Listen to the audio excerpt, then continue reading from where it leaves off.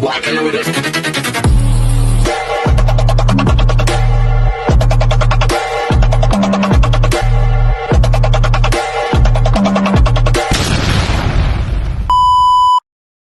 Hi everyone! Good evening! I'm back! It's your Mama Sam dito sa Sam Sam TV. Kamusta naman po kayo mga amigo, amiga, kumare at kumpare? Sana lahat kayo ay okay na okay ngayong gabi. Siyempre, kung ako naman ang tatanungin ninyo, fresh overload pa rin ang beauty ng Mama Sam ninyo. Diba? Ngayon talaga kapag maganda ka. Charot. So, yon. So, kamusta naman kayong lahat? Sana lahat kayo ay masaya at sana lahat kayo ay gising pa. So, ayan. So, syempre, shout out muna tayo sa mga kaibigan natin na nasa pating Amerika. Syempre, yung mga nasa Latin America. Tapos, yung mga nasa Canada.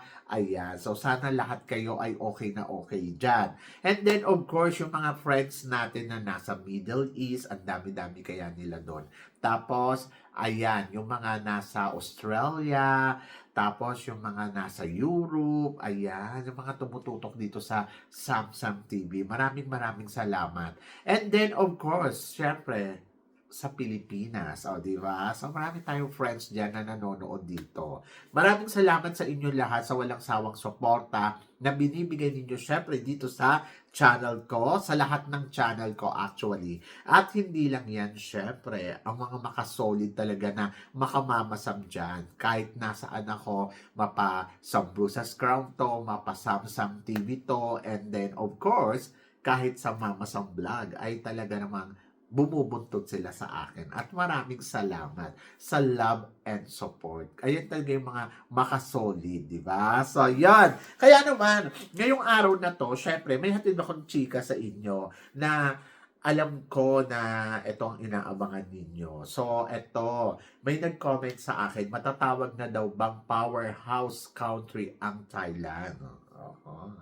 In fairness sa Thailand, no, kung iisipin mo, halos lahat din naman ng corona nakuha na nila eh. Meron na silang supranational, si Antonio Porcil.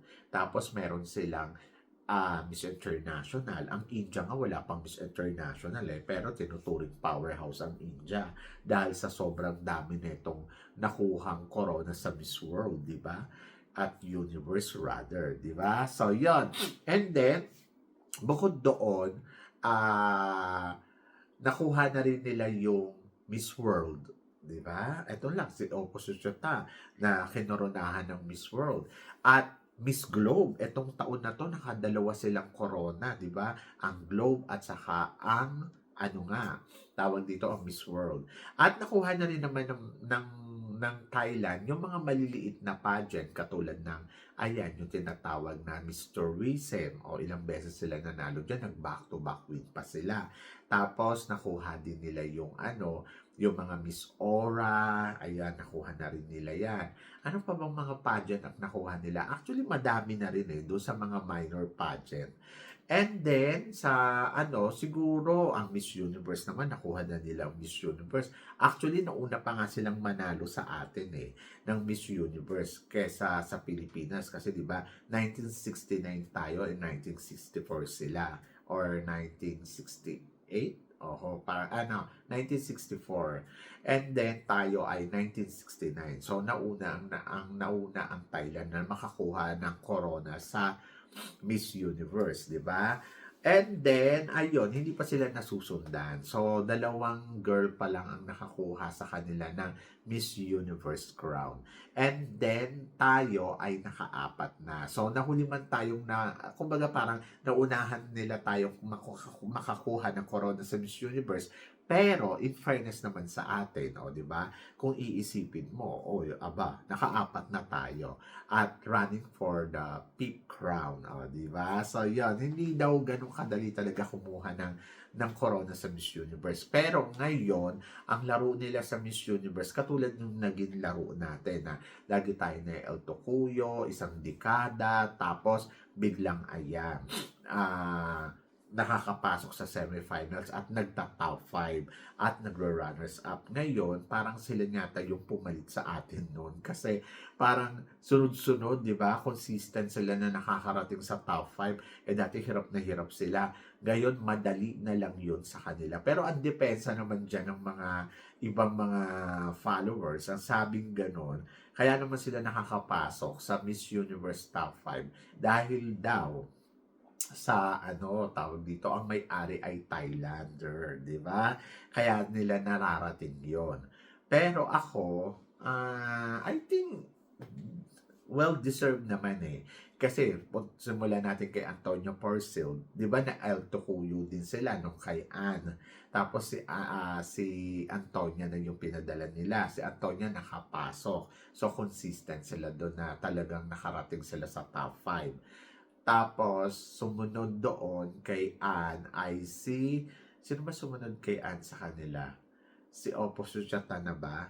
Oh, tapos nakarating din sa top 5. Tapos si Vina na naging first runner-up. Kumbaga parang talagang sunod-sunod sila. No, ayun, ganon. Pero hindi pa sila nananalo. Baka ngayon, ngayon 2026, makuha na nila yan. Kasi parang papunta na sila doon eh. Di ba ganun din naman tayo dati. Third runner-up, ilang third runner-up, may fourth runner-up, tapos biglang nag-first runner-up, tapos biglang nawala, tapos biglang nakarating. So ngayon, ang sabi ko nga, mapapansin ko yan eh, parang, sunod-sunod mukhang nakatutok sila kay Thailand Pag hindi pumasok si Philippines nung last year, sabi ko, ayoko na. Mukhang na talaga nito. Priority na nila ang Thailand. Pero dahil nakapasok si Philippines sa top 5, so parang, okay. So talagang malakas talaga yung kandidata nila. So mula kay Antonia, masasabi naman natin, oo. At kay Oppo, tinaman ninyo si Oppo, hindi naman magiging Miss World yan, di ba? Kung hindi siya ganun ka-queenly talaga at kung hindi siya ganun kalakas. Kaya siya naging queen ng Miss World dahil talagang queen talaga ang Oppo. Kaya lang, hindi lang siya sinuwerte doon sa Miss Universe. Kung tutuusin, pwede na nilang gawing Miss Universe si Oppo eh. And then, plus, nandoon ako na ito si Vina. Ito si Vina talaga medyo parang question sa akin. Sa totoo lang. Kasi parang feeling ko, siguro makakarating sa top 5 pero hindi first runner-up.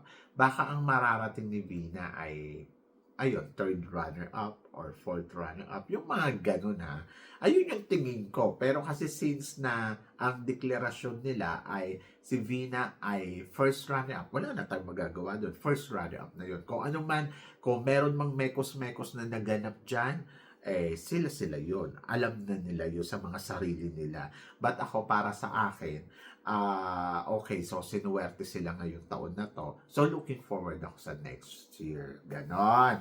And then, ayan, maraming magagaling ngayon sa Miss Universe Philippines. I hope na makakuha tayo na pwede uling makarating sa top 5 or winner, di ba?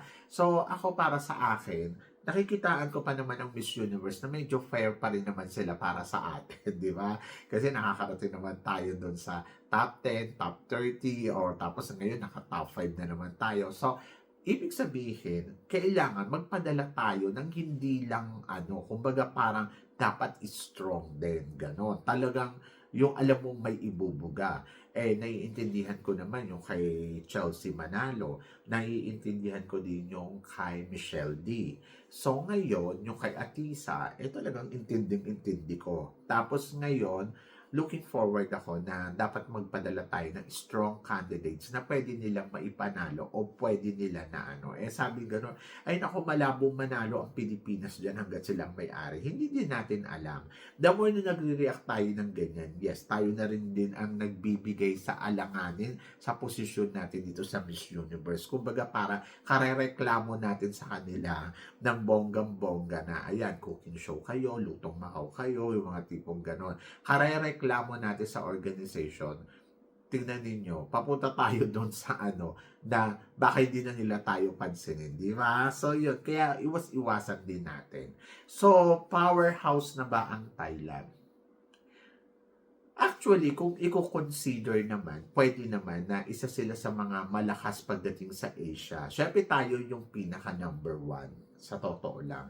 Tayo talaga yung kumbaga powerhouse in Asia sa overall na talagang hindi ko naman masabi na tayo ang powerhouse sa buong mundo eh. Kumbaga parang overall, I think continent by continent, Asia, I think number one ang Philippines pagdating sa beauty pageant na magagaling talaga. Pero syempre, pag in-overall mo na yan, syempre, i-consider mo pa rin dyan sila Venezuela, USA, di ba? Nahanay tayo sa kanila. Kumbaga, parang tayo yung pangalawa, pangatlo, o doon sa hanay ng mga yan. In overall. Pero kasi pagdating sa Asia, tayo yung number one. Tayo yung mahigpit na kalaban. And then, pumapangalawa para sa akin si Thailand. And may consider ko din si Indonesia ang nagiging pangatlo o pang-apat. Depende sa kanila ni Vietnam kasi si Vietnam medyo silent lang yung galaw eh. Na parang hindi siya yung nagmamadali na parang kumbaga parang nandoon lang sila na parang hinay. So mako-consider ko pa na parang pumapangatlo ang Vietnam tapos ang Indonesia. So, nilagay na natin sa... kasi kung bibilangin mo naman yung corona ng Indonesia, sobrang konti pa lang. Pero pagdating naman dito sa sa Vietnam, medyo madami-dami na rin sila kung ikukumpara ko sa Indonesia. Imagine mo Indonesia, 4 na reyna. Kung hindi pa nanalo sila sa Miss Grand, so ibig at saka sa Miss International at kung saan pang pageant, ibig sabihin wala silang corona, di ba? So ako, Philippines pa rin ang number one at Philippines pa rin talaga yung masasabi mong the powerhouse pagdating sa Asia. Tapos siguro, i-consider ko pangalawa ang Thailand. Ang Thailand kasi parang wala pa silang Miss Earth, yung mga tipong gano'n, wala pa silang Miss Grand. Tayo halos kompleto na eh. So yun nga, ang akin lang dito, parang pangalawa lang ang Thailand. So pumapangalawa siya. At in fairness naman sa Thailand, maganda yung relationship natin sa mga queens nila at sa organization ng Thailand kasi pagdating sa pageant dito sa Thailand, kinukonsider talaga nila si Philippines.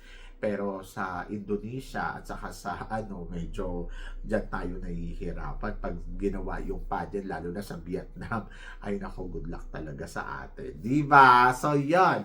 Anyway, medyo matatagalan pa silang makahabol kay Philippines kasi parang feeling ko wala si Philippines kasi hanggang ngayon continuous pa din Yes, medyo hindi tayo nakakakuha ng corona sa mga major pageant pero sa mga minor halos taon-taon nagba-back to back pa nga tayo, di ba? So ibig sabihin, Philippines pa rin talaga ang isa sa mga strongest pagdating sa beauty pageant, di ba? So do you agree, guys? So please comment below para at least malaman ko naman kung ano naman at chika mo dito sa mga tinatalakay natin. Syempre maraming salamat sa inyong lahat sa support at pagmamahal na binibigay ninyo syempre dito sa channel ko at sa mga hindi pa nakaka-subscribe, please don't forget to click like and subscribe my channel at i-click nyo na rin po ang notification bell to more updated syempre sa aking mga chika. Sabi ng ganon, always keep smiling and laban lang. So guys, hanggang dito na lang.